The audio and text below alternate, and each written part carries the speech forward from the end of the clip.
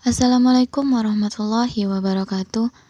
Kembali lagi dengan saya Miss Rulina, saya dari Prodi Pendidikan Sejarah, Fakultas Keguruan dan Ilmu Pengetahuan, Universitas Riau.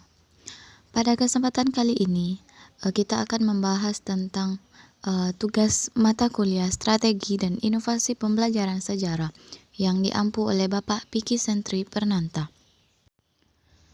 Yang pertama tentu kita akan membahas tentang strategi apa saja yang dapat dilakukan dalam pembelajaran sejarah yang inovatif.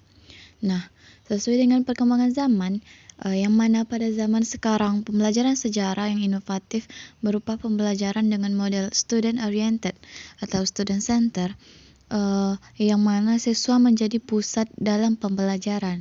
Nah, model pembelajaran ini dapat dilakukan dengan cara diskusi, misalnya yang secara otomatis dapat memberikan peluang kepada siswa. Nah, untuk mengembangkan pengetahuannya, dalam metode diskusi ini siswa dapat diberikan persoalan-persoalan yang memancing siswa untuk berpikir lebih kritis, yang harus dipecahkan atau dicari solusi oleh siswa tersebut. Yang tentu saja dapat dilakukan dengan saling melemparkan pertanyaan, sehingga siswa dapat mengembangkan pemikiran, ide-ide kreatifnya, dan pastinya akan menantang siswa dalam berpikir secara lebih aktif dalam pembelajaran. Setelah itu, pembelajaran student oriented ini dapat dilakukan juga di luar kelas agar suasana belajar mengajar tidak terasa membosankan. Nah, dalam hal ini, guru tentu saja tidak lagi harus ceramah di depan kelas, melainkan sebagai mediator yang harus memiliki pemahaman mendalam tentang materi sejarah yang dipelajari agar dapat memecahkan dan memberikan solusi kepada siswa.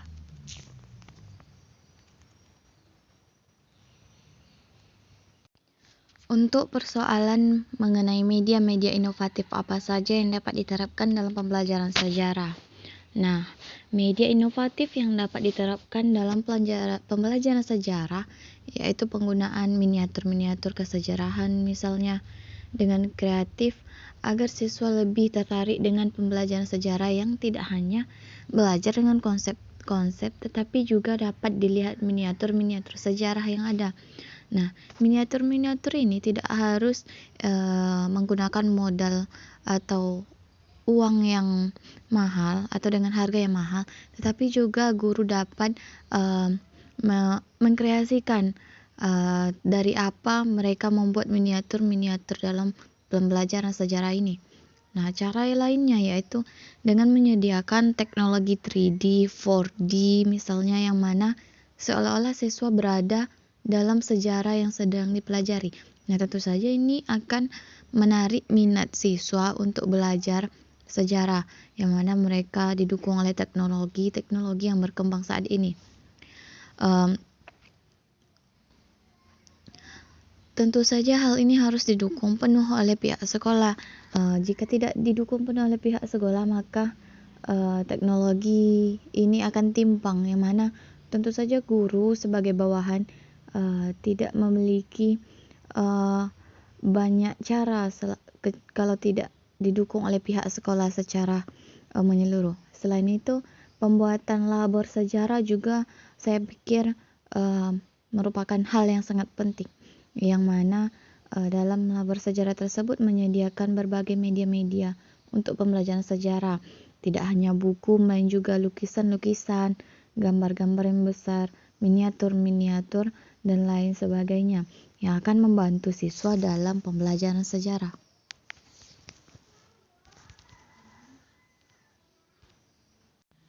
Untuk persoalan yang ketiga, di mana pandemi COVID-19 sekarang ini pembelajaran dilakukan secara daring. Nah, apa sih yang harus dilakukan agar pembelajaran sejarah tidak membosankan, melainkan lebih menarik dan kreatif serta inovatif? Di masa pandemi ini, yang mana pembelajaran dilakukan secara daring, yang mana pemerintah memerintahkan untuk segala aktivitas dilakukan di rumah, dan untuk menunjang aktivitas didukung dengan teknologi-teknologi yang sedang berkembang. Nah, ini sebenarnya juga mendukung industri teknologi untuk terus menggali apa sih teknologi yang dapat digunakan dalam proses pembelajaran, bukan hanya dalam proses industri-industri lainnya.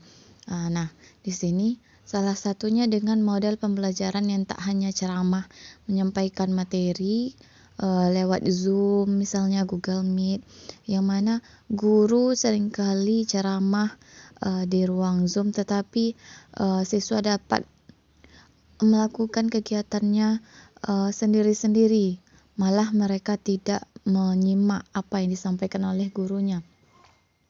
Nah, hal ini bisa juga diselingi dengan menonton materi yang tak melenceng, atau bisa juga menonton materi-materi sejarah yang sudah ada,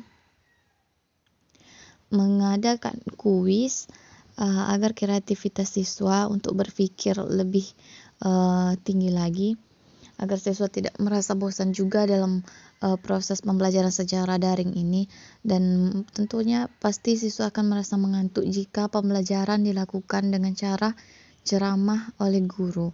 Nah, ini tentu saja akan menyebabkan siswa tidak begitu memahami pembelajaran yang sedang dipelajari.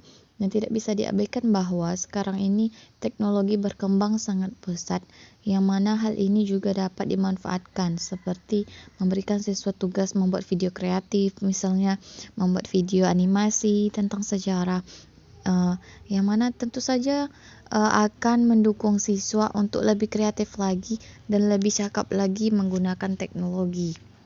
Nah, itulah sedikit yang kita bahas di podcast ini. Terima kasih atas segala perhatian. Mohon maaf atas segala kekurangan. Assalamualaikum warahmatullahi wabarakatuh.